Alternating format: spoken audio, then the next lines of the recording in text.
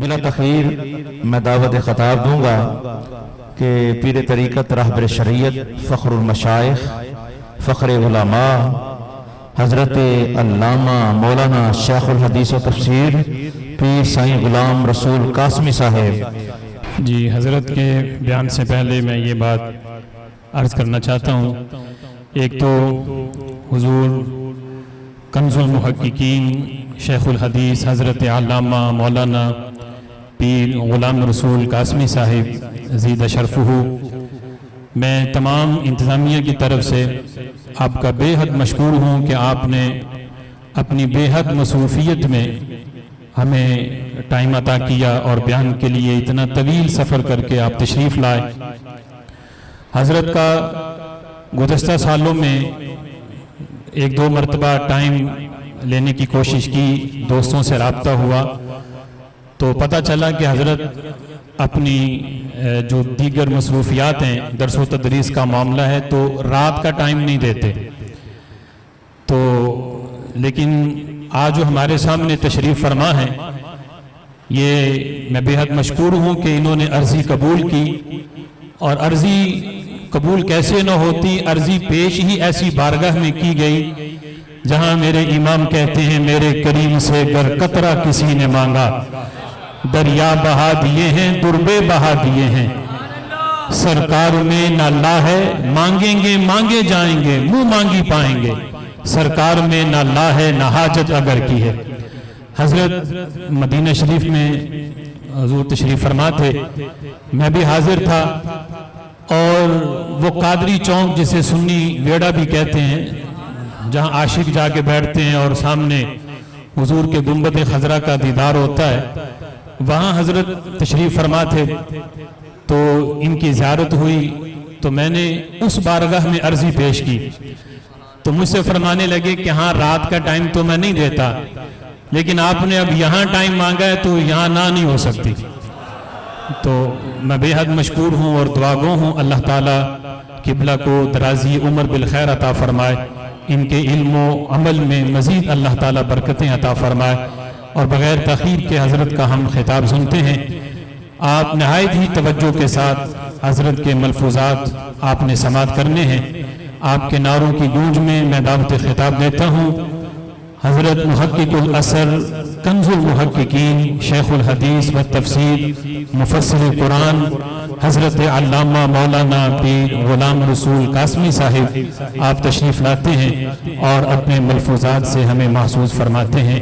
نعرہ تکبیر، نعرہ رسالت، نعرہ حیدری، نعرہ تحقیق، نعرہ تحقیق۔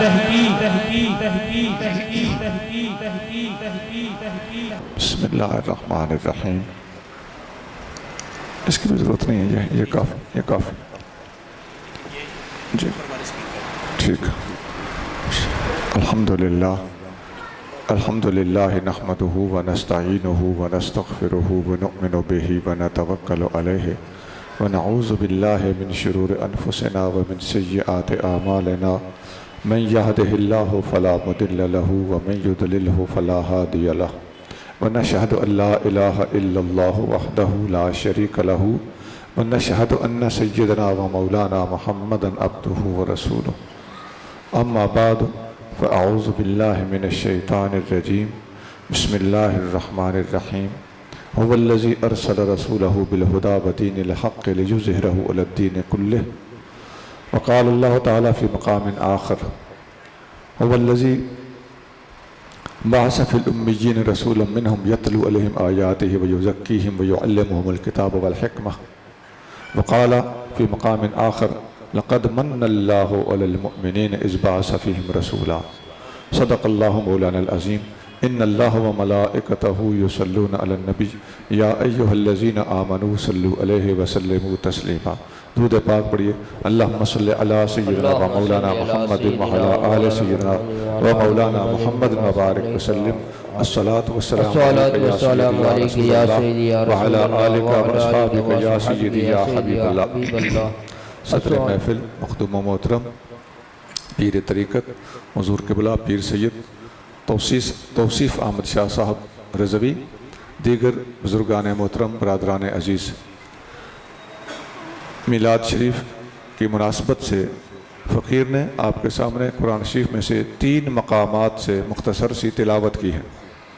3 مقامات سے تلاوت سن کر آپ نے کثرت آیات کی وجہ سے پزل نہیں ہونا، آیتیں نہایت پیار بھری اور میلاد کے ساتھ تعلق رکھنے والی، نبی کریم صلی اللہ علیہ وآلہ وسلم کی بعثت کے ساتھ مربوط فقیر نے تلاوت کی ہے۔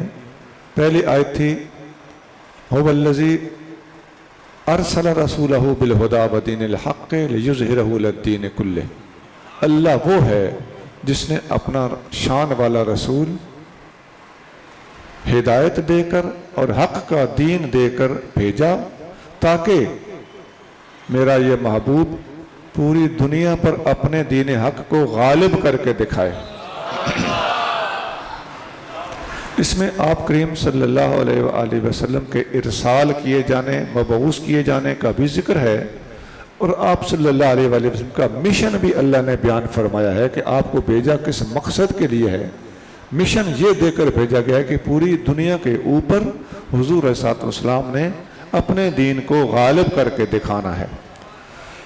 دوسری آیت ہے هو الذی بعث فی الامیین رسولا منہم، اللہ وہ ہے جس نے امی لوگوں میں اپنا شان والا رسول انہی میں سے بھیجا، یتلو علیہم آیاتہ، جو ان کے سامنے اللہ کی آیتیں پڑھتا ہے، ویزکیہم، انہیں پاک کرتا ہے، ویعلمہم الکتاب والحکمت، انہیں کتاب بھی پڑھاتا ہے، حکمت بھی پڑھاتا ہے۔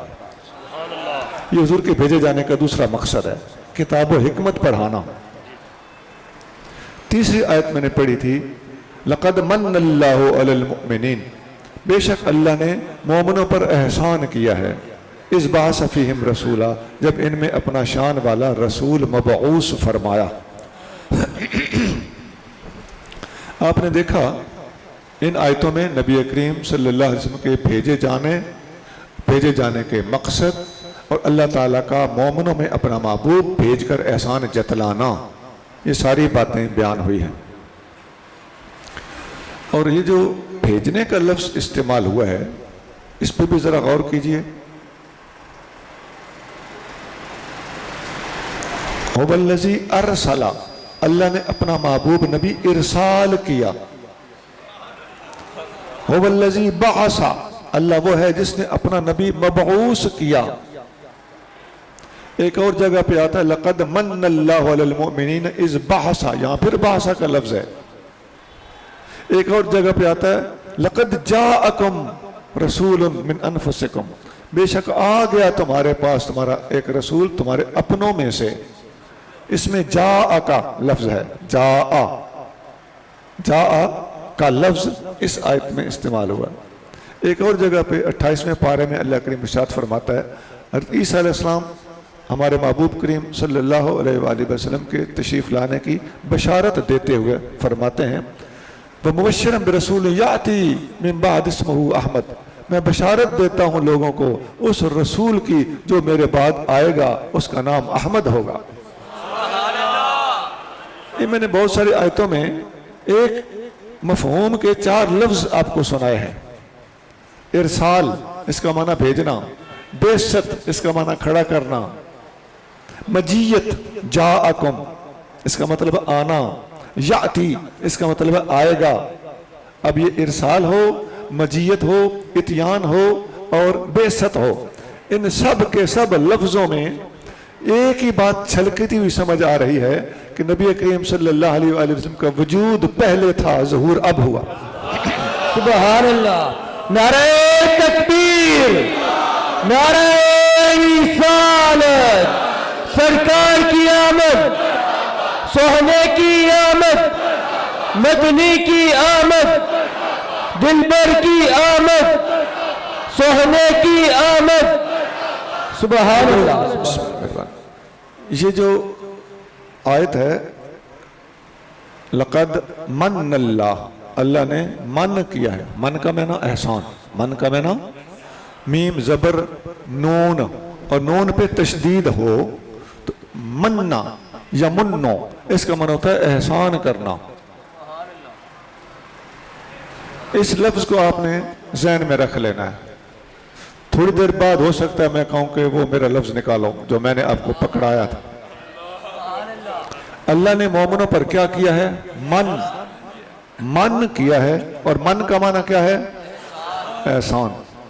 मोमिनों पर अल्लाह ने एहसान किया है। किस पर किया है? मोमिनों पर एहसान की। क्या एहसान किया है? इनमें अपना रसूल भेजा, और किसी को मोमिन मान या ना मान, जिनके घर में पैदा हुआ वो तो मोमिन होंगे।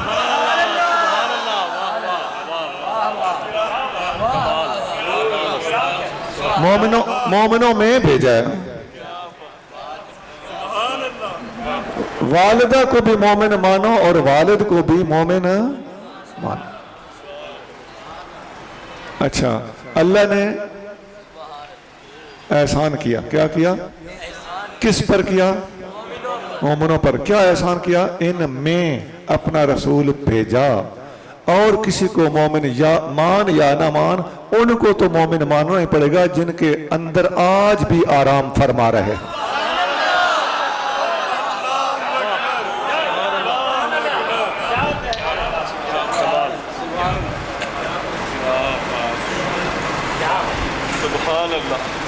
अच्छा,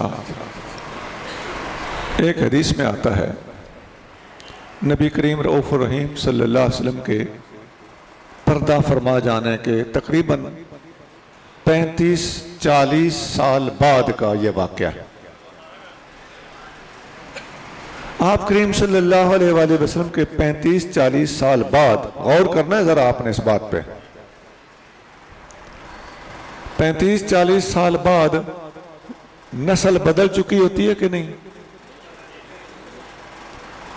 नबी पाक सल्लल्लाहु अलैहि वसल्लम ने जिस दिन पर्दा फरमाया, उससे अगले दिन जो बच्चा पैदा हुआ, 35 साल के बाद वो बच्चा कितनी उम्र का होगा? 35-40 साल के बाद वो बच्चा 35-40 साल का होगा। अब वो बच्चा नहीं, 35-40 साल का अधखड़ आदमी है, यानी दरमियानी उम्र का आदमी है। अच्छा, उस 35-40 साल वाली उम्र के बंदे के अपने भी बच्चे होंगे कि नहीं?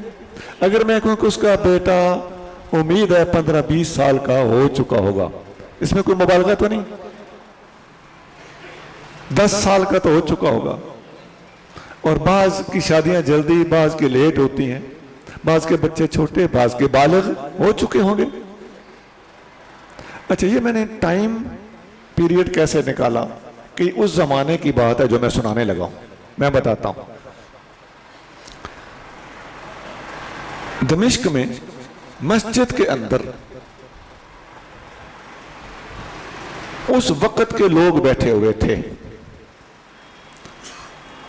मस्जिद के अंदर मजमा लगा हुआ है, ऊपर से हजरत अमीर मुआविया रदियल्लाहु ताला अन्हु तशरीफ लाए।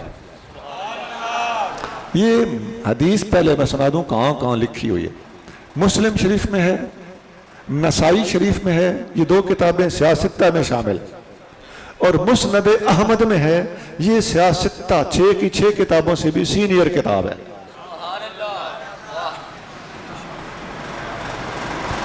इन 3 किताबों में यह हदीस मौजूद है।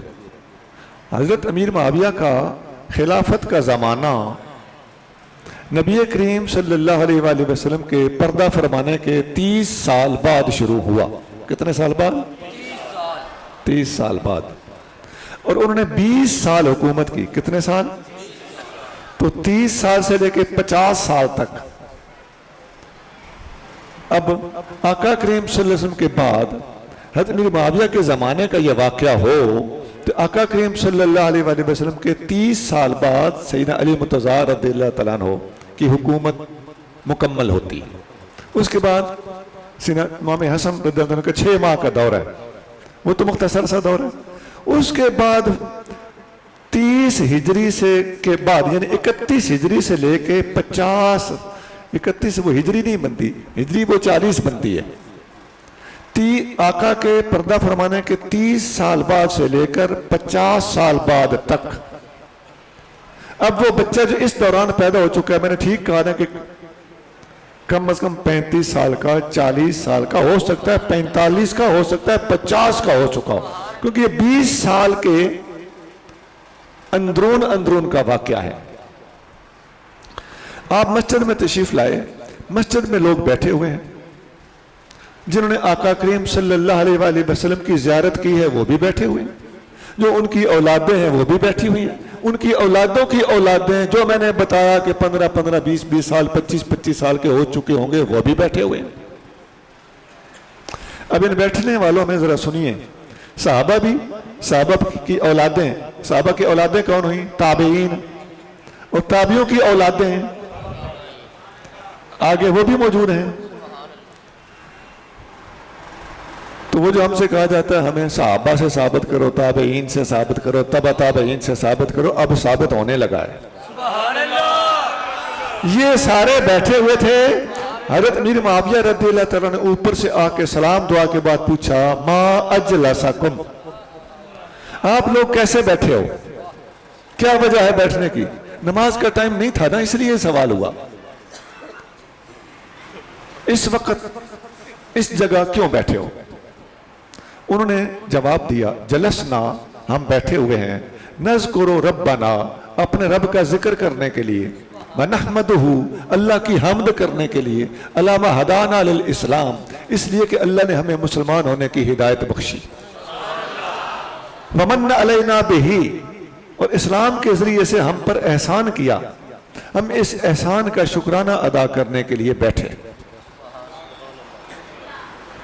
حضرت معاویہ رضی اللہ تعالیٰ عنہ نے پوچھا کہ اللہ کی قسم اٹھا کے کہتے ہو کہ اسی مقصد سے بیٹھے ہو؟ ان سب نے کہا اللہ کی قسم ہم اسی مقصد کے لیے بیٹھے۔ دیکھیے صحابی صرف بات بھی کہہ دینا غلط نہیں ہو سکتی، اور صحابی قسم اٹھائے تو غلطی کا سوال ہی پیدا نہیں ہوتا، اور اللہ کے گھر میں بیٹھ کے قسم اٹھائے، اور ایک صحابی نہیں ان گنت صحابی قسم اٹھائیں۔ دوستو بات کو تولیے، صحابی کا قول اہم، صحابی کی قسم اور اہم، مسجد میں بیٹھ کے قسم اور اہم، اور ایک نہیں کئی صحابہ کرام کی قسم، کہتے ہیں ہم اللہ کی قسم اسی کام سے بیٹھے۔ حضرت امیر معاویہ رضی اللہ تعالیٰ عنہ نے پوچھا، فرمایا میں نے تم سے قسم اس لیے نہیں اٹھوائی کہ تم نے کوئی جھوٹ بولا ہوگا، میں نے قسم اس لیے اٹھوائی ہے کہ جس طرح آج آپ لوگ بیٹھے ہو اوپر سے میں آیا ہوں، اسی طرح ایک دن مسجد نبوی میں ہم تمام صحابہ بیٹھے تھے، اوپر سے حضور آ گئے، سبحان اللہ، سبحان اللہ۔ حضور علیہ السلام نے ہم سے پوچھا ما اجلسکم، کیوں بیٹھے ہو؟ ہم نے عرض کیا ہم اللہ کا ذکر کرنے کے لیے بیٹھے ہیں، اس کا شکر کرنے کے لیے بیٹھے ہیں، الحمدللہ پڑھنے کے لیے بیٹھے ہیں،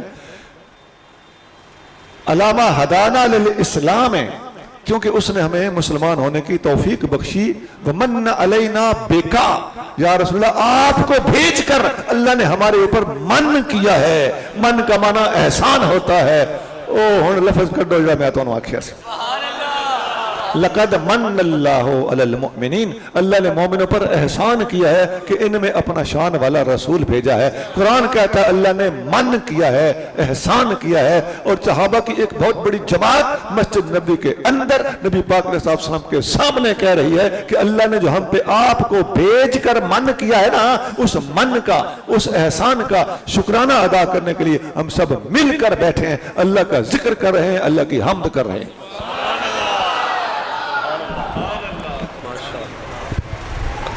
اب یہ جو لفظ میں نے من علینا بیکا، یہ بیکا کے الفاظ نسائی شریف میں ہیں۔ اچھا یہ پورا نقشہ تو میں نے آپ کو بتا دیا کہ دور کون سا تھا اور وہاں کون کون بیٹھے ہوں گے۔ ہاں جی، میلاد شریف کے بارے میں محفل ثابت ہو گئی۔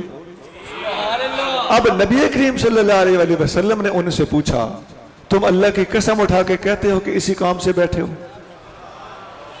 مجھے میری معاویہ نے قسم اٹھوائی تھی نا میرے دوستو، صحابہ کرام کا طریقہ تھا نبی کریم صلی اللہ علیہ وسلم کی ایک ایک ادا کو محفوظ رکھتے تھے. یہ آقا کی اداؤں کا تذکرہ اور بیان تھا اور ابلاغ تھا، اور اس وقت کے لوگوں تک حضور کا یہ انداز پہنچانا، یہ امیر معاویہ رضی اللہ عنہ کی اس کے اندر منقبت اور شان بھی موجود ہے. اب امیر معاویہ یہ ساری بات سنا رہے ہیں کہ میں نے تم سے قسم اٹھوائی ہے، جس طرح میں آیا ہوں اسی طرح حضور صلی اللہ علیہ وسلم اوپر سے آئے، ہم مسجد نبوی میں بیٹھے تھے، آقا نے یہی سوال کیا جو میں نے تم سے کیا ہے، ہم نے یہی جواب دیا جو تم نے دیا ہے. اور آقا نے ہم سے جب قسم اٹھوائی تو یہی قسم میں نے تم سے بھی اٹھوائی ہے تاکہ سنت پہ عمل ہو جائے. آقا کریم صلی اللہ علیہ وسلم نے بھی اسی طرح فرمایا تھا، میرے صحابیوں میں نے آپ لوگوں سے قسم اس لیے نہیں اٹھوائی کہ تم نے کوئی جھوٹ بولا ہوگا، میں نے قسم اس لیے اٹھوائی ہے کہ میرے پاس جبریل آئے ہیں اور جبریل نے آ کے مجھے بتایا ہے کہ اے میرے محبوب، آپ کے صحابی آپ کے دنیا میں جلوہ افروز ہونے کی خوشی میں میرا ذکر کر رہے ہیں، میری حمد کر رہے ہیں، اللہ ان کے بیٹھنے پہ فخر کر رہا ہے. ہاں جی، اب تابعین سے صحابہ، صحابہ سے حضور صلی اللہ علیہ وسلم، حضور سے جبریل اور جبریل سے اللہ تک بات پہنچی ہے، اور کتاب کا نام مسلم، نسائی اور مسند احمد ہے.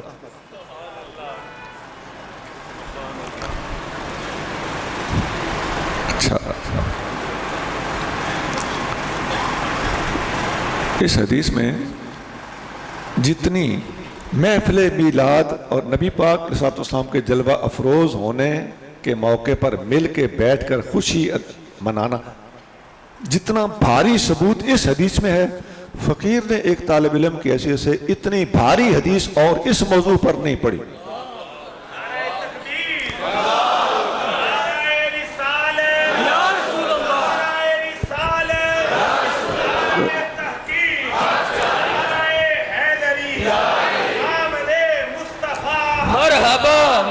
اور یہ جو دن تھا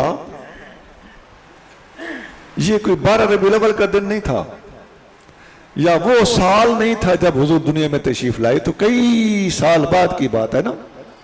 اس کا مطلب ہے کہ عرصہ دراز گزر جانے کے بعد بھی نبی پاک علیہ السلام کے جلوہ افروز ہونے پر اللہ کا شکر ادا کرنے کے لیے مل بیٹھنا سنت صحابہ ہے، اور نبی پاک علیہ السلام کی طرف سے جبریل امین اور اللہ کی طرف سے ان ساری باتوں پر مہر تصدیق ثبت ہے.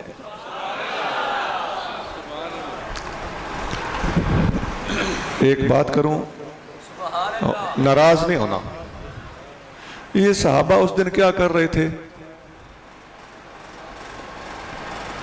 شعر پڑھ رہے تھے، اللہ کا ذکر کر رہے تھے، اللہ کی حمد کر رہے تھے. ہمارے میلاد کی محفلوں میں اللہ کا ذکر ہوتا ہے؟ نہیں ہوتا. ایک کاروائی کے طور پر تلاوت ہو جانا کافی نہیں ہے. تلاوت قرآن پاک ہوتی ہے، جلسنا نذکر ربنا، صحابی فرما رہے ہیں ہم بیٹھے ہوئے ہیں تاکہ اللہ کا ذکر کریں. اور حدیث میں آتا ہے افضل ذکر لا الہ الا اللہ، سب سے افضل ذکر لا الہ الا اللہ.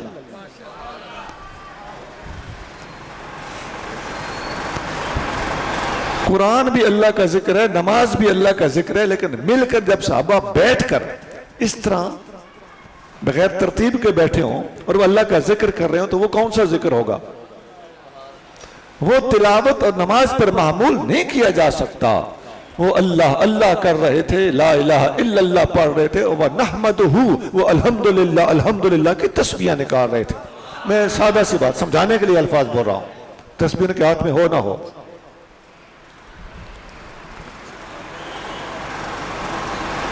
یہ بتا کر میرا مقصد یہ ہے کہ ہم اپنی ان محفلوں میں اللہ کا ذکر بھی کیا کریں، اللہ کی حمد بھی کیا کریں، سبحان اللہ و بحمدہ بھی پڑھا کریں. یہ ہے شکر ادا کرنے کا احسن طریقہ.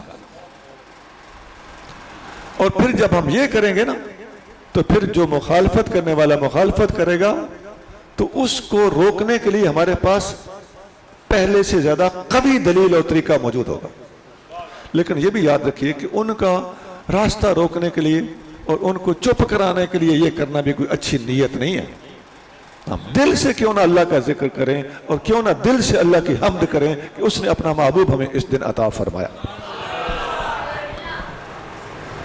ایک حدیث اور ہے مسلم شریف. نبی کریم صلی اللہ علیہ وآلہ وسلم سے صحابہ اکرام علیہ رضوان نے عرض کیا یا رسول اللہ پیر کے روزے کے بارے میں آپ کا کیا حکم ہے؟ تو پورے الفاظ مسلم شریف میں آپ علماء سے سنتے رہتے ہوں گے. سئل النبی صلی اللہ علیہ وآلہ وسلم عن صوم یوم الاثنین، سوموار کے دن کے روزے کے بارے میں نبی کریم رؤوف الرحیم صلی اللہ علیہ وآلہ وسلم سے پوچھا گیا. فرمایا فیہ ولدت وفیہ انزل علیہ، اس دن میں پیدا ہوا تھا، اس دن مجھ پر پہلی وحی نازل ہوئی تھی. ولادت پذیر ہونا بھی، ولد تو اسی سے میلاد بنا ہے، اور اسی دن پہلی وحی بھی نازل ہوئی تھی. اس سے پتہ چلے گا کہ اللہ کا احسان حضور صلی اللہ علیہ وسلم کے جلوہ افروز ہونے کی صورت میں ہو تب بھی، اور وحی کے نزول کی صورت میں ہو تب بھی. پھر ایک راستہ کھل گیا نا کہ جس قسم کا بھی احسان ہو اللہ کی طرف سے اس دن خوشی منانا یا اس دن کو ہر ہفتے یاد رکھنا.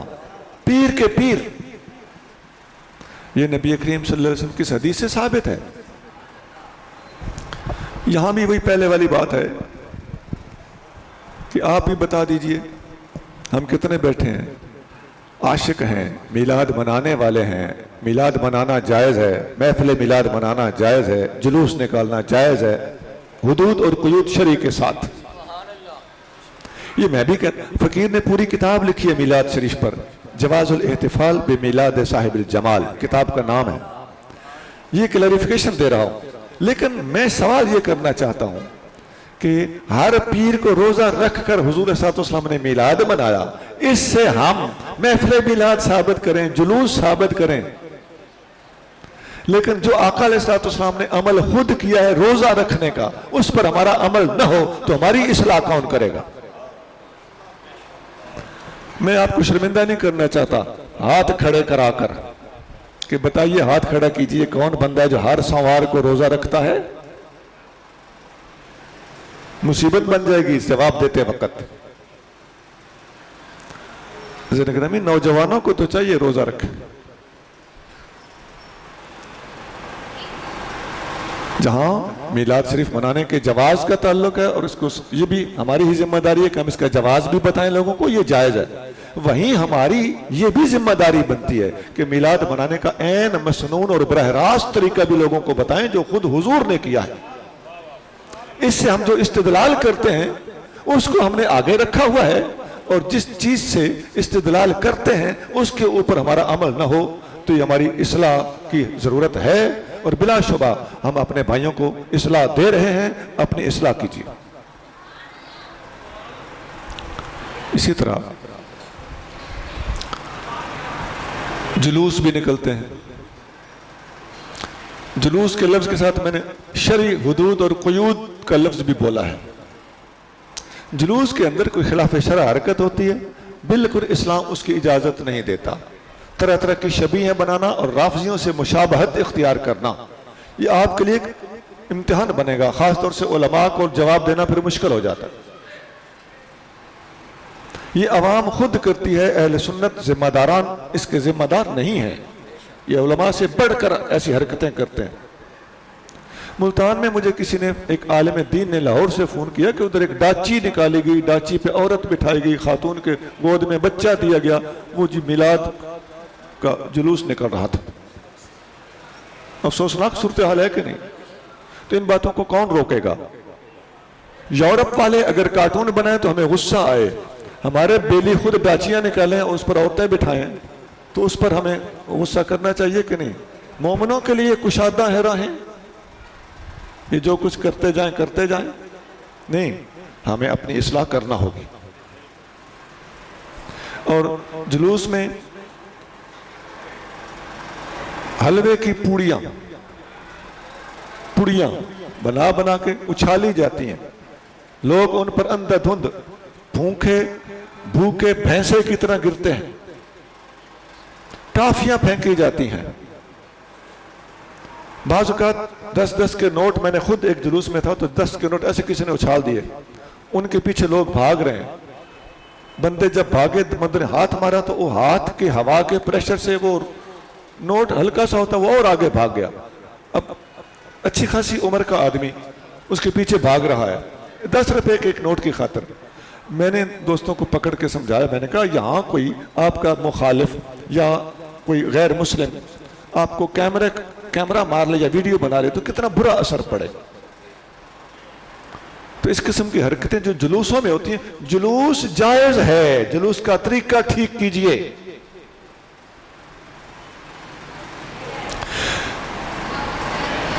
عزیزو, کیوں نہ جلوس ایسا ہو کہ ہمارا جلوس دیکھ کر دیکھنے والے اگر ایمان والے نہیں ہیں تو ان کو اللہ تعالیٰ ایمان کی دولت سے مالا مار کر. اتنی بڑی ہستی کا جلوس میلاد شریف کا ہو اور دیکھنے والے دنگ کیوں نہ رہ جائیں کہ یہ حسین جلوس کس بڑی ہستی کا ہے, اور کیوں نہ ہر مخالف ہمارے محبوب صلی اللہ علیہ وسلم کا کلمہ پڑھنے پر مجبور ہو جائے.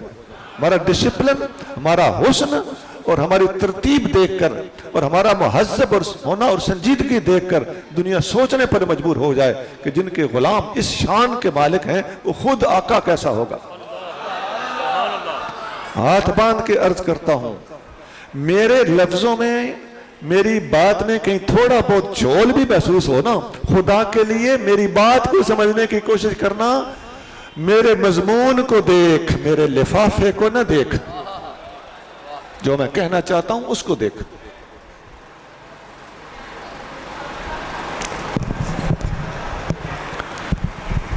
اور وہ جو گلیوں میں پہاڑیاں بنائی جاتی ہیں, شیشے کے جار بنائے جاتے ہیں, ان میں پانی اور مچھلیاں رنگ برنگی چھوڑی جاتی ہیں, ان کو وزٹ کرنے کے لیے مرد و خواتین با پردہ اور بے پردہ اور بچے سب نکلے ہوئے ہوتے ہیں. تو عشرت کا سا سما ہوتا ہے. کیا یہ اچھی بات ہے کہ عورتیں نکل نکل کے ان چیزوں کو دیکھیں اور وزٹ کریں؟ اور جلوس میں یا جلوس کے اینڈ پہ جہاں پر جلوس فائنلی جمبل اپ ہوتا ہے اور وہاں پر لوگ اکٹھے ہوتے ہیں اور آخری دعا ہونی ہوتی ہے, وہاں پر بعض جگہوں پہ میں نے سرگودا میں خود یہ دیکھا, وہاں پر ٹیبلیں لگی ہیں اور مٹھائیاں سرو ہو رہی ہیں, عورتیں ادھر ہیں, مرد ادھر ہیں, اور نوجوان چھوکرے بھاگ بھاگ کے عورتوں کو قہوہ, چائے اور مٹھائی دینے کے لیے جا رہے ہیں. سروس کا بہانہ ہے, اور نامحرم عورتوں کے ہاتھوں میں وہ چیزیں جا جا کے پکڑا رہے ہیں. یہ کیا طریقہ ہے؟ یہ ایک خوبصورت کام کے اندر ہماری ذاتی بدصورتیاں ہیں جن کو ٹھیک کرنے کی ضرورت ہے. میں آج پہلی بار یہ بات نہیں کر رہا. ہمارے جامعہ نظامیہ پاکستان کا مایہ ناز جامعہ ہے لاہور میں, وہاں کے حضرت علامہ مفتی محمد عمران صاحب نے اس پر چند صفحات کا پورا فتویٰ چھاپا ہے. میں نے خود وہ پڑھا ہے, میں نے وہ بہت پسند کیا.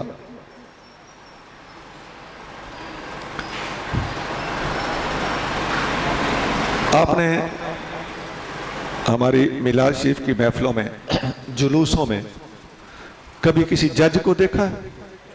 کیوں نہیں آتا؟ کبھی کسی وکیل کو دیکھا ہو, کبھی کسی MBBS ڈاکٹر کو دیکھا ہو, کبھی کسی SP DSP کرنل بریگیڈیئر کو دیکھا ہو. دیکھیے میں کتنے اس معاشرے کے بڑے اہم لوگ ہیں اور ان کی بڑی تعداد ہے. یہ کیوں نہیں آپ کی محفل میلاد میں, اس محفل میں ایک بندہ کھڑا ہو کے کہے میں جج ہوں؟ نہیں آئے گا. میں کہتا ہوں پروفیسر نہیں آتے, پرائمری ٹیچر ہوگا یہاں بیٹھا ہوں, مجھے پتا ہے نا.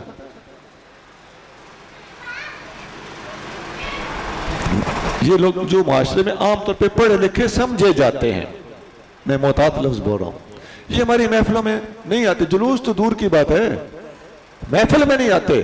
اس کی وجہ یہ ہے کہ ہماری محفلوں میں پختگی, سنجیدگی, علمیت اس کا فقدان ہوتا ہے. جہاں تو ہوتا ہے جی ایک ہاتھ چکو, دوجا ہاتھ چکو, ہنج کرو تو ہنج کرو. ایک جسٹس ہے, اس کا ایک اپنا سٹیٹس ہے, اپنا ایک اس کی سنجیدگی ہے, اس کے منصب کے کچھ تقاضے ہیں, وہ یہ نہیں کر سکتا. اور ہم نے تو اس کو پکڑ کے کہنا ہے بابا جی تسی نہیں پہ ہاتھ لاندے. ایسا بھی ہوتا ہے, سٹیج والے ہو تسی نہیں پہ کر دے. یہ کیا طریقہ ہے؟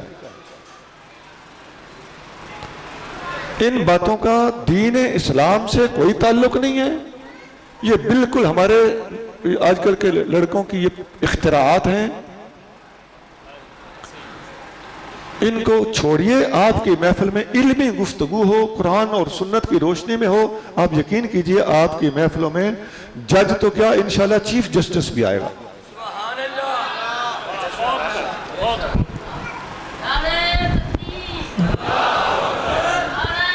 ایک اور بات بھی ہے یا رسول اللہ، ایک اور گزارش بھی ہے. ہم میں ایک اور کمزوری بھی ہے.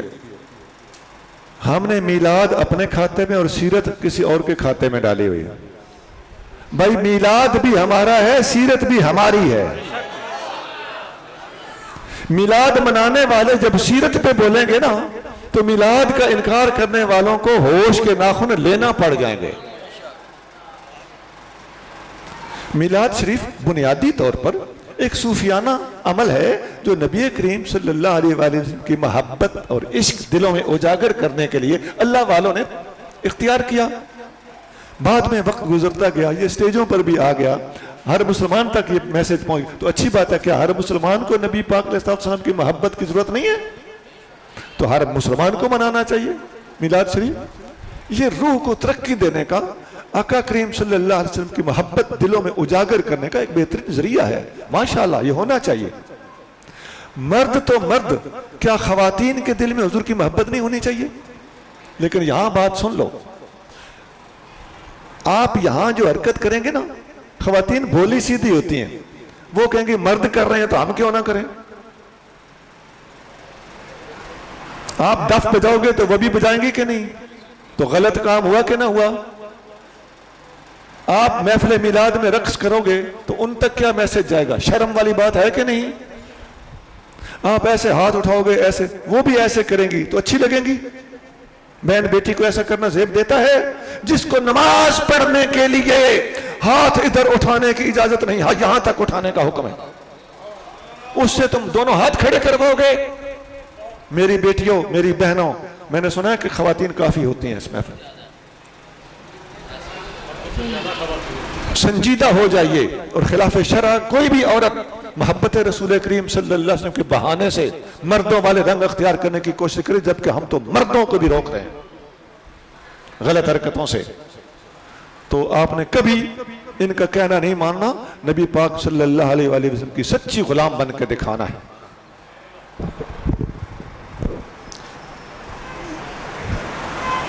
محسوس نہ کرنا، محفل ہماری ہے. آپ میں سے کوئی بندہ یہ نہ سوچے کہ آج اس نے ہمارا رنگ خراب کر دیا ہے. 12 دنوں میں آپ طرح طرح کی تقریریں سنو گے، ایک یہ بھی برداشت کر لو.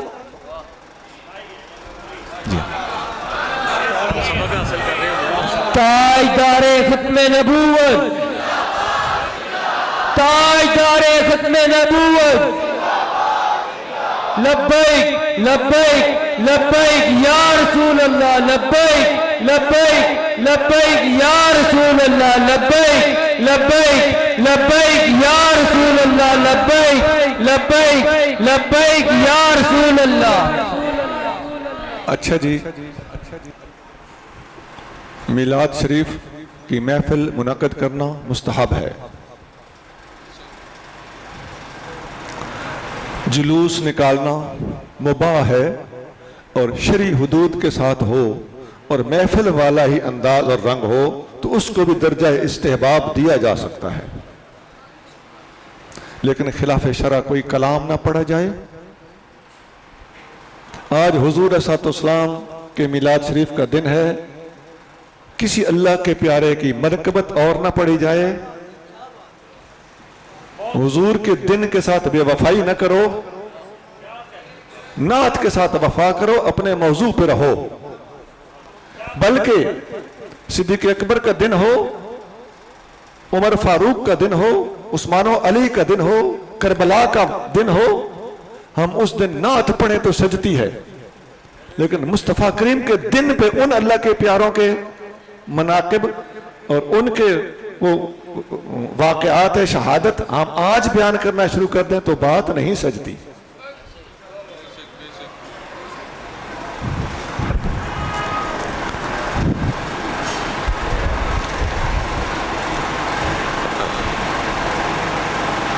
جہاں تک میلاد اور سیرت کا تعلق ہے، یہ دونوں موضوع ہمارے ہیں۔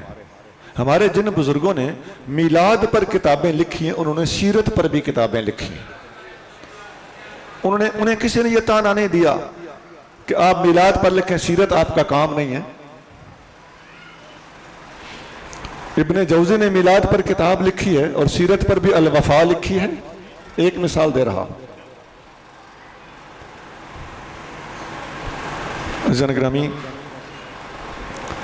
سیرت پر سب سے پہلے کام ہوا ہے، حدیث سے بھی پہلے سیرت پر کام ہوا۔ عجیب بات نہیں ہے، میں نے کر دی۔ حدیث کی دنیا میں منظر پر آنے والی سب سے پہلی کتاب موطا امام مالک۔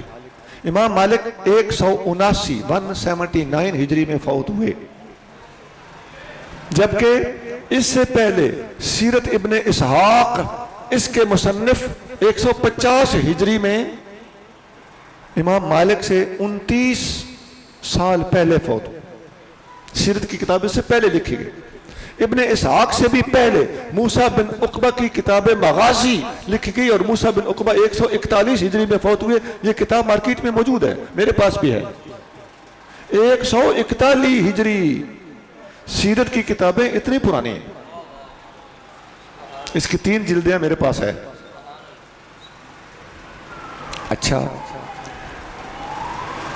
سیرت کی اگلی کتاب ابن ہشام ہے، الروض العنف ہے۔ اس طرح ہر دور میں علماء نے کتابیں لکھی۔ پاک و ہند میں عربی میں ایک کتاب لکھی گئی، حضرت مخدوم محمد ہاشم ٹھٹوی رحمۃ اللہ علیہ نے لکھی، بذل القوہ، یہ عربی میں ہے۔ میرے علم کے مطابق پاک و ہند میں اہل سنت کی کوئی عربی میں تفسیر اس کے سوا نہیں ہے، یہ بھی کم لوگوں کو پتہ ہے۔ فارسی میں ایک کتاب حضرت شیخ محقق شیخ عبدالحق محدث دہلوی رحمۃ اللہ علیہ نے مدارج النبوت کے نام سے 2 بڑی بڑی جلدوں میں لکھی، بڑی پیاری کتاب۔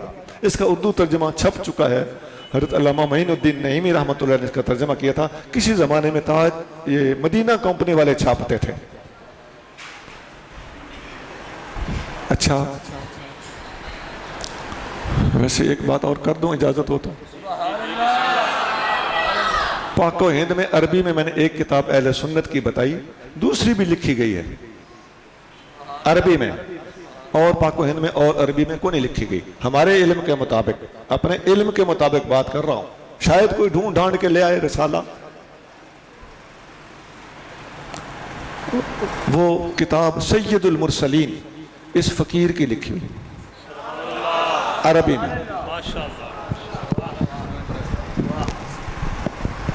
اب آئیے اردو کتابوں پر۔ اردو کی کافی کتابیں سیرت پر لکھی گئیں، لیکن اس میں بھی شروع میں ہمارا ہاتھ تنگ تھا۔ بعد میں ہمارے علماء نے اس طرف توجہ فرمائی، اللہ انہیں جزائے خیر عطا فرمائے۔ میں آپ کو ایک کتاب بتانے لگا ہوں، اردو کی ساری کتابیں بتانے کی بجائے، تاکہ آپ، یار ہم حضور کریم صلی اللہ علیہ وسلم کی محبت کا دم بھرنے والے لوگ ہیں، تو آقا کی محبت کا دعویٰ بھی ہمیں ہی ہو اور آقا کی سیرت پر کوئی کتاب ہمارے نصاب میں شامل نہ ہو، عجیب بات ہے۔ فقیر نے اسی ذہن سے لکھی ہے۔ اچھا، اردو کی وہ کتاب جو میں آپ کے لیے تجویز کرنے لگا ہوں، اس کا نام ہے سیرت مصطفیٰ۔ حضرت علامہ عبد المصطفیٰ صاحب اعظمی رحمت اللہ کی ایک ہی جلد میں ہے، اب 5 6 7 7 10 10 12 جلدوں میں، اب نقوش 13 جلدوں میں چھپا ہے۔ عوام نہ خرید سکتے ہیں نہ پڑھ سکتے ہیں، اور بڑی کتابیں اکثر لائبریری کی زینت ہوتی ہیں، ریفرنس وغیرہ کہیں پتہ کرنا ہو تو متعلقہ صفحہ فہرست مضامین کی مدد سے نکال کر تھوڑا سا استفادہ کر لیا جاتا ہے۔ بالاستیاب کوئی ہر کتاب کو اول تا آخر پڑھتا ہے۔ یہ کتاب تو ایک جلد میں ہے، 6 7 800 صفحے ہیں، یہ تو ہر بندہ 2 3 ہفتوں میں ختم کر سکتا ہے۔ میں آپ سب کو تجویز کرتا ہوں، اللہ کے گھر میں آئے ہوئے ہو، صرف ہاتھ اٹھانا، ہاتھ کھڑے کرنا، اور ایک موٹر سائیکل پہ 3 نوجوان چڑھ کے جھنڈے پکڑ کے کود رہے ہوتے ہیں، کودتے بھی ایسے ہیں اوپر نیچے۔ ان سے پوچھو تم نے حضور کریم صلی اللہ علیہ وسلم کی محبت پر ہی کوئی کتاب پڑھی ہو کو نہیں، سیرت پر کوئی کتاب پڑھی ہو کو نہیں۔ یہ تو پھر نوجوانی اپنے خون کو گرم رکھنے کا ایک بہانہ ہے جو یہ حرکتیں کر رہے ہو۔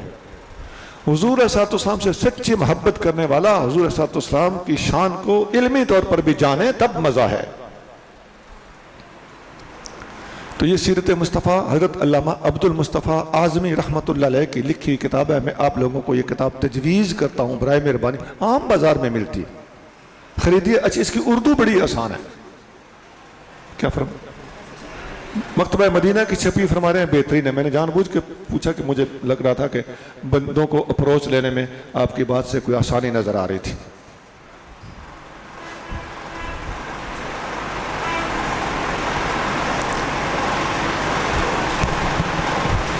کافی ہو گیا، کافی ہو گیا، اچھا چلیے۔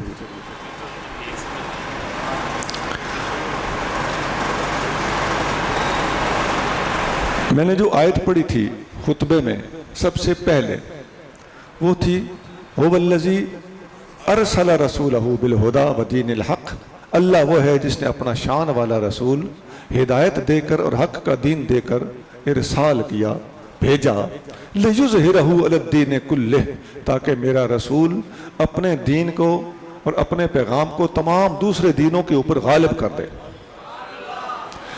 اب آقا علیہ السلام نے غالب کر کے دکھایا ہے، آپ کی اور میری ڈیوٹی ہے اس کو دوام دیتے ہوئے، اس مشن کو جاری رکھتے ہوئے اسے مینٹین رکھنا اور قیامت تک آپ کریم صلی اللہ علیہ وسلم کا پیغام پوری دنیا تک پہنچانا۔ جن جن دنیا کے گوشوں میں لا الہ الا اللہ محمد رسول اللہ کا پیغام آج تک نہیں پہنچا، وہاں تک پہنچانا آپ کی بھی ذمہ داری ہے، میری بھی ذمہ داری۔ ہماری سوچ اپنے محلے اور گلی سے باہر نکلنی چاہیے۔ اس دین کا ابلاغ پوری امت مسلمہ کی ذمہ داری ہے۔ اس لیول پر جب آپ کام کرو گے تو یہ چھوٹے چھوٹے مسئلے آپ کے سامنے چیز ہی کو نہیں ہوں گے۔ آپ جب ادھر اوپر جا کے دنیا پر کیمرہ مارو گے تو آپ کے کیمرے کے لپیٹ میں اور اپرچر میں جب جاپان سے لے کر کینیڈا تک سب کچھ آئے گا تو ادھر جو مشرقین ہیں ادھر جو مغربین ہیں، ان دونوں تک آپ کے کیمرے میں سب کچھ پورا ویو دنیا کا آ جائے گا۔ آپ کو سمجھ آ جائے گی میں نے کون سی بات کرنی ہے اور کون سی بات نہیں کرنی۔ جب ذہن اوپن نہیں ہوتا، بندہ محدود ہوتا ہے، چھوٹی ذہنیت والا ہوتا ہے، تو اپنے گوانڈیوں کے پیچھے پڑا رہے گا، یا اپنے علماء کے پیچھے پڑا رہے گا، یا اپنے بابوں کی بےزتی کرتا رہے گا۔ اللہ عقل عطا فرمائے۔ 1400 سال 1500 سال میں ہمارے بزرگوں نے جو کچھ کام کیا ہے، اگر وہ بزرگ بیچ میں نہ ہوں تو امت کا نبی کریم صلی اللہ علیہ وسلم کے ساتھ کانٹیکٹ ہی ختم ہو جاتا ہے۔ یہ ان بزرگوں کا کارنامہ ہے کہ انہوں نے وہاں سے دین لیا اور زمانہ در زمانہ ذمہ داری کے ساتھ وہ دین آگے ٹرانسفر کرتے ہوئے ہم تک پہنچایا۔ بجائے اس کے کہ ہم ان کے شکر گزار ہوں، ان کے گلے کرنا، ان کو وڈ وڈ کے کھانے کی کوشش کرنا، یہ کسی انسان کا کام نہیں ہو سکتا، یہ کسی 4 ٹانگوں والے کا کام ہو سکتا۔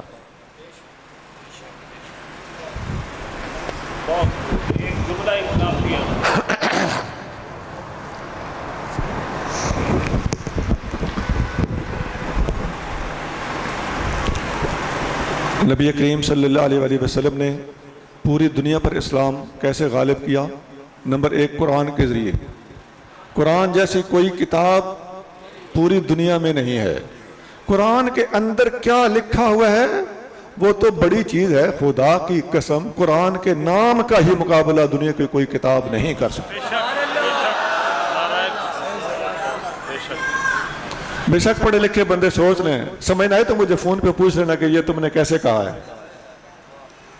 قرآن، میں کہتا ہوں قرآن کے نام کا مقابلہ کوئی نہیں کر سکتا، اسلام کے نام کا مقابلہ کوئی نہیں کر سکتا، مکہ کے نام کا مقابلہ کوئی نہیں کر سکتا، محمد کے نام کا مقابلہ کوئی نہیں۔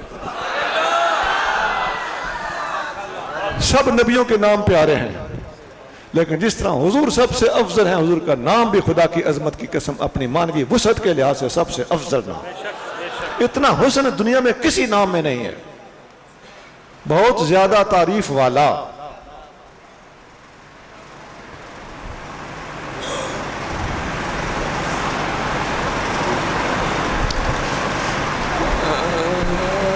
آقا کریم صلی اللہ علیہ وسلم کے دنیا پر اسلام کو غالب کرنے کا پہلا گوشہ قرآن، دوسرا حصہ نبی کریم صلی اللہ علیہ وآلہ وسلم نے جو بندے تیار کیے، صحابہ اکرام، ایک ایک بندہ ہدایت کا ستارہ ہے۔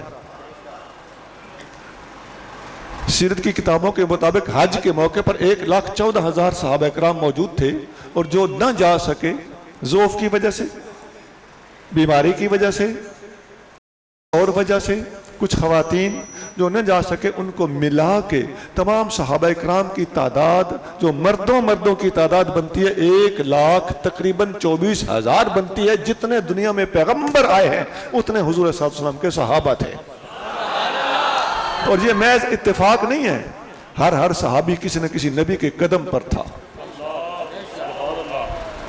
آج بھی صوفیاء کے یہ مشرب ہوا کرتے ہیں، کوئی آدمی المشرب ہے، کوئی نوحی المشرب ہے، کوئی ابراہیمی المشرب ہے، کوئی موسوی المشرب ہے، کوئی جلالی ہے، کوئی جمالی ہے، کسی سے کرامات زیادہ ظاہر ہو رہی ہیں وہ عیسوی المشرب ہے۔ ہمارے غوث پاک فرماتے ہیں میں محمدی المشرب ہوں۔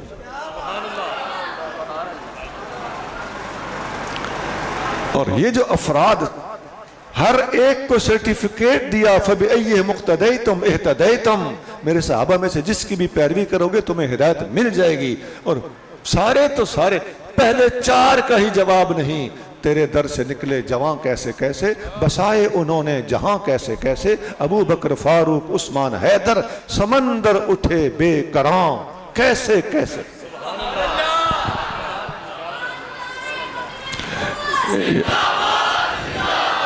تاجدار ختم نبوت، یہ دین اسلام کو غالب کر کے دکھایا۔ نبی کریم صلی اللہ علیہ وآلہ وسلم نے وضو، استنجا اور مسواک سے لے کر حج کرنے تک، اور بندے کے پیدا ہونے سے لے کر مرنے تک، بچے کے کان میں اذان دینے سے لے کر اس کے نماز جنازہ پڑھنے اور قبر میں اتارنے تک، اور قبر میں دفن کر کے اس کی مٹی ڈال کے اس کے اوپر پانی چھڑکنے تک، اور ادھر اس کے لیے کھڑے ہو کر دعائے تثبیت کرنے تک نبی پاک علیہ السلام نے سب کچھ بتایا ہے۔ اور جہاں تک دنیا کے نظام کا تعلق ہے، معاشی پالیسی حضور نے دی، سیاسی پالیسی حضور نے دی، تعلیمی پالیسی حضور نے دی۔ حدیث کی کوئی ایسی کتاب نہیں جس کے اندر معاشیات پر پورے چیپٹر کتاب البیوع کے نام سے نہ ہو، کوئی ایسی کتاب نہیں جس میں سیاسیات کا چیپٹر کتاب الامارہ یا کتاب الاحکام کے نام سے موجود نہ ہو۔ دنیا کی کوئی حدیث کی ایسی کتاب نہیں جس کے اندر تعلیم کے بارے میں پوری پالیسی کتاب العلم کے نام سے موجود نہ ہو۔ شارٹ کر رہا ہوں تو ضروری ہے کہ آپ لوگ صرف میرے کان پہ ہاتھ رکھ کے میں زور لگا کے بولوں اور لٹکا کے بات کروں؟ بات مکمل کرنے دیں اور غور سے سنتے چلے جائیں۔ Keep on following me، غور سے سنتے جائیے۔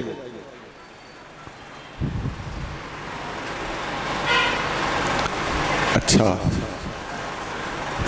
بہت پہلو ہیں دین اسلام کو غالب کرنے کے۔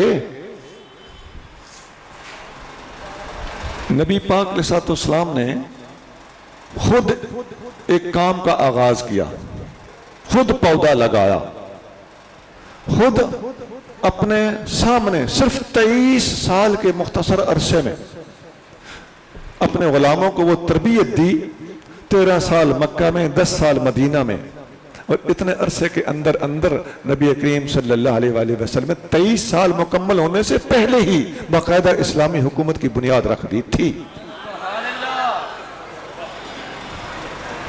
مدینہ میں آپ صلی اللہ علیہ وآلہ وسلم کا ہجرت کر کے تشریف لانا ہی اسلامی حکومت کی بنیاد پڑ گیا۔ گویا آپ کہہ سکتے ہیں کہ صرف 13 سال کے بعد اسلامی حکومت کی بنیاد رکھ دی گئی تھی، قانون اسلامی نافذ کر دیا گیا تھا۔ یہ ہے لِيُظْهِرَهُ عَلَى الدِّينِ كُلِّهِ، تمام دینوں کے اوپر دین اسلام کو آپ کریم صلی اللہ علیہ وآلہ وسلم نے غالب کر کے دکھایا۔ قرآن خود گواہ ہے، كَزَرْعٍ أَخْرَجَ شَطْأَهُ فَآزَرَهُ فَاسْتَغْلَظَ فَاسْتَوَىٰ عَلَىٰ سُوقِهِ يُعْجِبُ الزُّرَّاعَ۔ میرے محبوب نبی صلی اللہ علیہ وسلم کی مثال ایسے ہے جیسے کھیت کا مالک خود بیج بوئے، پودے نکلیں، اپنے تنے پہ کھڑے ہو کر پودے بڑے ہوں، کھیت لہلہانے لگے، کھیت کا مالک باہر کھڑا ہو کر اپنی ہری بھری کھیتی کو لہلاتا دیکھ کر خوش ہوتا ہے. ہاں لِيَغِيظَ بِهِمُ الْكُفَّارِ، کافر سڑتے ہیں، جلتے ہیں، بھجتے ہیں، بھجیں گے انشاءاللہ.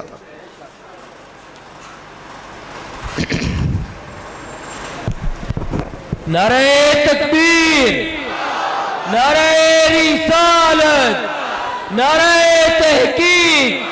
ہر صحابی نبی لبیک لبیک لبیک یا رسول اللہ، لبیک لبیک لبیک یا رسول اللہ، لبیک لبیک لبیک یا رسول.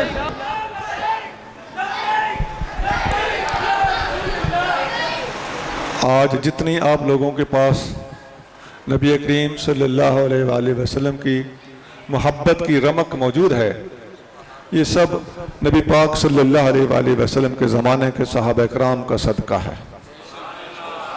یہ والہانہ پن ہمیں ان سے عطا ہوا ہے، ادھر سے میسر آیا ہے. میرے بھائیوں، یہاں دین کے غالب کرنے کے حوالے سے آقا کریم صلی اللہ علیہ وسلم کے صحابہ نے جو حضور کریم صلی اللہ علیہ وسلم کا ساتھ دیا، اس کو یہاں میں عرض کرنے لگا ہوں. ویسے یہ بات اس سے پہلے سیرت کے مضمون کے اندر بھی بیان ہو سکتی تھی، وہاں بھی یہ بات چلتی ہے. نبی کریم صلی اللہ علیہ وسلم کے صحابیوں نے سب سے پہلے آپ جانتے ہیں شہید ہونے والی خاتون کا نام حضرت سمیہ ہے. آپ سے پہلے مرد بھی کو نہیں شہید ہوا. یہ ایک جداگانہ شان ہے کہ نہیں؟ ہمیں پتہ ہونا چاہیے کہ اس امت میں سب سے پہلے شہید کا نام کیا ہے، اور وہ مرد ہے یا عورت. ان کا نام حضرت سمیہ ہے اور وہ ایک خاتون ہے، حضرت عمار بن یاسر کی والدہ ہے. ان کو ابو جہل نے شہید کیا تھا. اچھا، سب سے پہلے تیر انداز کا نام کیا ہے؟ جس نے سب سے پہلے تیر چلایا حضرت سعد بن ابی وقاص. ماشاءاللہ، یہ اس امت کا سب سے پہلا تیر انداز ہے. یہ بھی جنے دا پتر ہے کہ نہیں؟ ماننا پڑے گا کہ نہیں؟ سب سے پہلے نیزہ کس نے اٹھایا، نیزہ کس نے چلایا؟ حضرت زبیر بن عوام رضی اللہ تعالیٰ. کون سے صحابی ہیں؟ حضرت علی المرتضیٰ رضی اللہ تعالیٰ عنہ فرماتے ہیں، یہ حدیث بخاری اور مسلم میں ہے کہ میں نے اس صحابی کے سوا نبی پاک علیہ السلام کو کسی کے حق میں فرماتے ہوئے نہیں سنا کہ تجھ پر میرے ماں باپ قربان. حضور فرما رہے ہیں. وہ صحابی کون ہے؟ حدیث بخاری میں ہے، مسلم ہے. وہ بھی سعد بن ابی وقاص ہیں. باتیں یاد کرو. مخالفین صحابہ کو سمجھانے کے لیے تمہارے پاس مواد ہونا چاہیے. نبی پاک علیہ السلام جب مدینہ شریف میں ہجرت کر کے تشریف لائے تو آپ نے فرمایا کاش کوئی اللہ کا نیک بندہ ہوتا جو میرا پہرا دیتا اور میں آرام کر لیتا. لمبے سفر کے بعد آپ کریم صلی اللہ علیہ وسلم آرام فرمانا چاہتے تھے تو ایک منٹ نہیں گزرا، چھن چھن کی آواز آئی. تلوار اور نیزہ اور تیر اور کمان چھنک رہے تھے. نبی پاک نے فرمایا یہ کون ہے؟ حضور سعد بن ابی وقاص ہوں. آپ نے ابھی فرمایا تھا کہ کاش میرا کوئی پہرا دینے والا ہوتا، میں ایک منٹ میں ہتھیار لے کے آ گیا ہوں. آقا سو گئے. ان جڑوں کی عظمتیں یاد کر لیجئے. اچھا، جنگ بدر میں سب سے پہلے شہید ہونے والا کون ہے؟ حضرت محجہ رضی اللہ تعالیٰ. اچھا، جنگ بدر میں سب سے پہلے کافروں کے مقابلے پر میدان میں کون اترا؟ نبی پاک علیہ السلام نے سب سے پہلے 3 انصاریوں کو بھیجا. مکہ والوں نے کہا ہمیں آپ کے خاندان کے بندے چاہیے، ہمیں ہاشمی چاہیے. پھر نبی کریم صلی اللہ علیہ وسلم نے سب سے پہلے امیر حمزہ، پھر سیدنا علی المرتضیٰ، پھر عبید اللہ بن حارث، ان 3 کو میدان میں اتارا. وہ انصاری واپس بلا لیے گئے. پھر ان 3 کو مخالفین کے چیلنج کے طور کی وجہ سے 3 کو بھیجا گیا. یہ جو چلو وہ پہلے 3 انصاری ان کی بھی شان جدا گانا ہے، لیکن جو باقاعدہ پنجہ آزما ہوئے، کفر کے ساتھ نبرد آزما ہوئے اور تلواریں چلائیں، باقاعدہ جنگ کی، وہ 3 ہستیاں بھی قابل غور اور قابل فکر اور قابل قبول اور عظمت کے مالک ہیں کہ نہیں؟ پھر 8 انصاری اور 6 مہاجر ٹوٹل شہید ہوئے. جنگ احد میں حضرت امیر حمزہ رضی اللہ تعالیٰ عنہ شہید ہوئے. ان کو حضور نے خود لقب دیا سید الشہداء، اور ان کو حضور نے لقب دیا اسد اللہ و اسد رسول ہی، اللہ کا شیر اور اللہ کے رسول کا شیر. اسد اللہ کا لقب حضور نے اگر کسی کو دیا ہے تو وہ امیر حمزہ ہیں. باقیوں کی نفی نہیں ہوتی، یہ ایک الگ بات ہے. ہمارا واسطہ چونکہ بعض اوقات ہماری بات جاہلوں تک بھی پہنچ رہی ہوتی ہے، وہ طرح طرح کی ٹانگیں اڑاتے ہیں. بھائی ایک ہستی کو لقب مل جانے سے دوسروں سے وہ لقب منع نہیں ہو جاتا. اسد اللہ ایک کو کہا دوسرے کو بھی کہا جا سکتا ہے. سید الشہداء ایک کو کہا دوسروں کو بھی کہا جا سکتا ہے. باب العلم ایک کو کہا دوسروں کو بھی کہا جا سکتا ہے. ہن ماننا ہن پھس.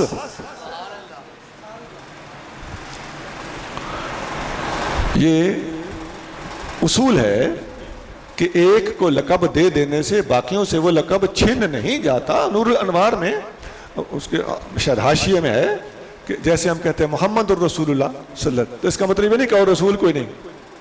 بڑی عام سادہ اور جلدی سمجھ میں آنے والی مثال علماء نے دی ہوئی.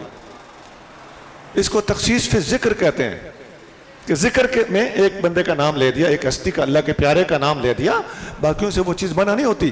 تو اسد اللہ اور سید الشہداء امیر حمزہ کو کہا گیا ہے، لیکن یہ ہم علی مرتضیٰ کو بھی اسد اللہ کہتے ہیں اور سینہ امام حسین کو بھی سید الشہداء کہتے ہیں. یہ اپنے زمانے کے لحاظ سے ہیں. یہ ساری باتیں اپنی جگہ پہ ٹھیک، اس میں کوئی کبات نہیں. یہ میں نے ایک بات کلیئر کی تاکہ کوئی بدگمان، یہ ٹنگ اڑانے کے بڑے ماہر ہوتے ہیں، تو وہ نہ کر سکے، شرارت نہ کر سکے. اچھا، ایسے مطلب بے شمار صحابہ کرام شہید ہوئے. میرے بھائیوں، ایک جنگ میں نبی کریم صلی اللہ علیہ وسلم تو ابو طلحہ کو تیر پکڑائے جا رہے تھے. یہ جنگ احد کی بات ہے. نبی پاک علیہ السلام نے ایسے سر مبارک اٹھا کے دیکھنا چاہا کہ یہ تیر کہاں مار رہا ہے اور کیسے لگ رہے ہیں. ان کی رفتار بڑی تیز تھی، تیر مارنے میں بڑے ماہر تھے. جب انہوں نے ایسے آقا کریم نے ایسے سر مبارک اٹھایا تو حضرت ابو طلحہ نے سر مبارک کو نیچے دبا کے عرض کیا اخفض راسک یا رسول اللہ، حضور اپنا سر نیچے کیجئے، نہری دون نہرک، آپ کی گردن پر میری گردن قربان، کہیں دشمن کا تیر نہ لگ جائے، آقا کو کوئی نقصان نہ پہنچ جائے. ایک صحابی نے دیکھا حضور صلی اللہ علیہ وسلم کی طرف تیر آ رہا ہے، کافروں کا تیر آقا کی طرف بڑھ رہا ہے. صحابی نے حضور کے صلی اللہ علیہ وسلم کے چہرہ اقدس کے آگے اپنا ہاتھ کر کے اپنے ہاتھ کے اوپر وہ تیر جھل لیا. ساری زندگی کے لیے ان کا ہاتھ شل ہو گیا، لیکن آقا پر گزند نہیں آنے دی.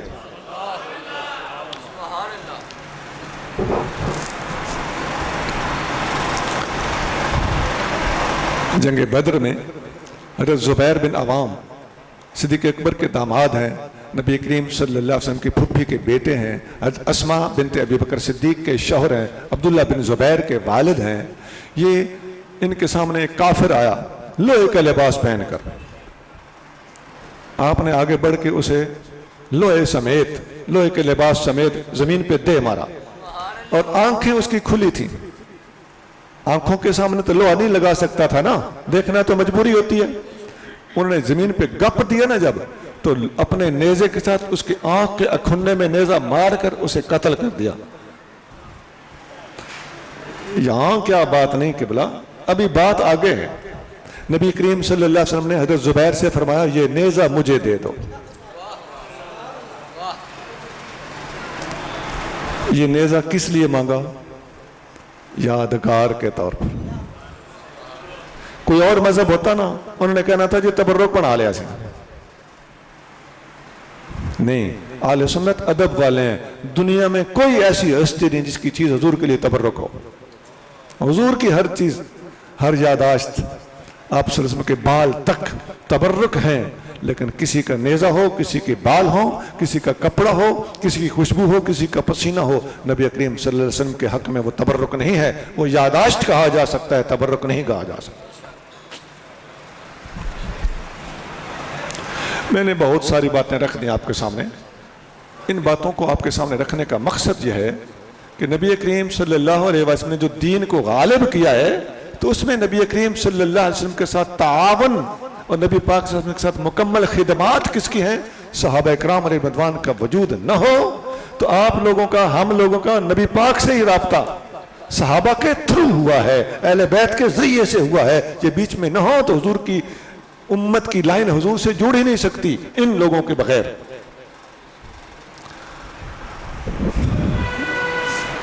اللہ تعالی ہم سب کو آقا کریم صلی اللہ علیہ وآلہ وسلم کی شان کو سمجھنے کی اور اس میدان میں علمی طور پر ہمیں مکمل لبریز ہونے کی اور معلومات سے پر ہونے کی اور پر رہنے کی اور آقا کریم صلی اللہ علیہ وسلم کے پیغام کو پوری دنیا تک پہنچانے کی، آقا نے جو دین کو غالب کیا ہے اس غلبے کو مینٹین رکھنے کی توفیق عطا فرمائے۔ سبحان ربک رب العزت عما یصفون وسلام علی المرسلین والحمد للہ رب العالمین۔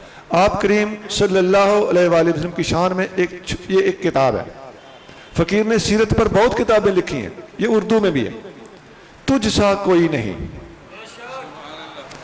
اس میں اس طرح کے دلائل ہیں کہ جس ہستی کی یہ شان ہے، یہ شان ہے، یہ شان ہے، اس کو نبی کیوں نہ مانا جائے۔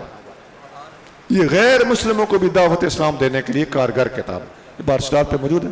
یہ کتاب جامع الاسلام ہے، آپ دیکھ سکتے ہیں، مختصر سی کتاب ہے، اس کے اندر 6 باب ہیں۔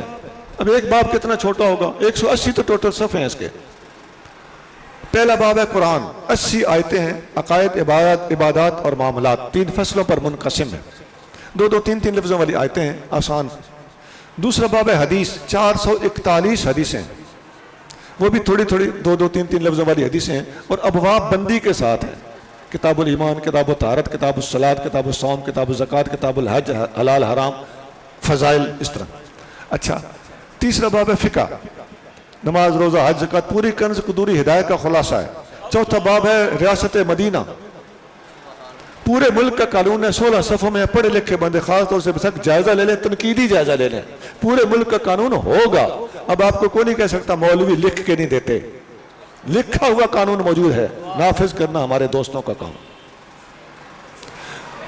5واں حصہ ہے سیرت النبی صلی اللہ علیہ وسلم، 24 صفحے میں سیرت لکھی گئی ہے، اصل حوالوں کے ساتھ، مختصر ترین سیرت، اور جتنی 24 جلدیں آپ کے پلے ڈالیں گی نا وہ ان 24 صفحوں میں ہے۔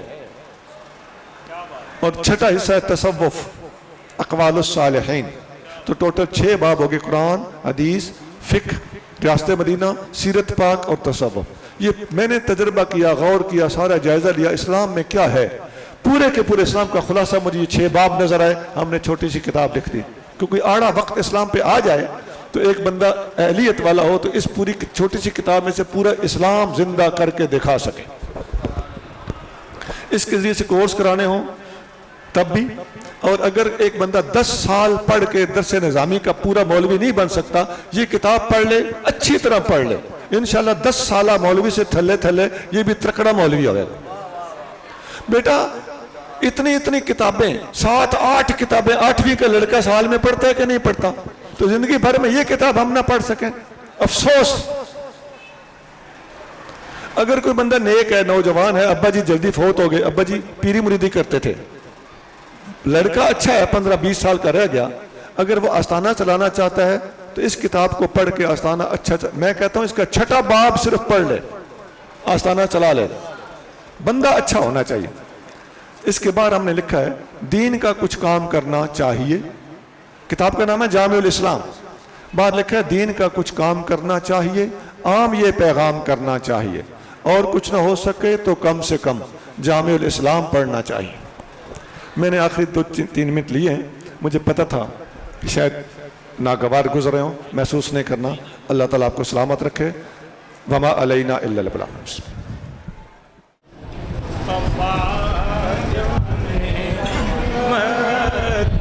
لاکھوں سلام شمع بز میں ہدایت دے کہ جسے سوہانی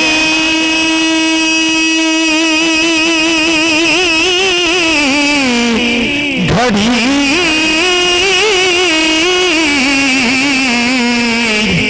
چمکتے کا چاند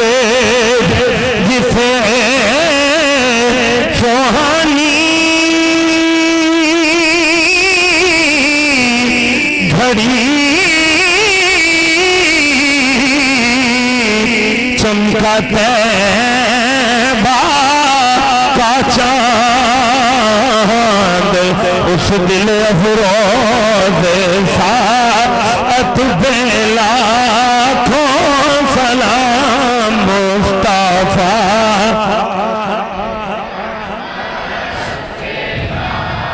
کون سلام شمع بز میں ہدایت کہ جن کے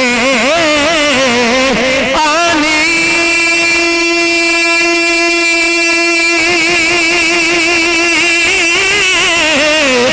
سے روشن ہوئے کل جہاں حبیبی یا رسول اللہ حبیبی یا نور اللہ کے کملی والیا کے خوشی نایوں میں درداں دے مارے کی کر دے ہاتھ لکھدا کون یتیماں دے تے مسکین وچارے کی کر دے کہ جن کے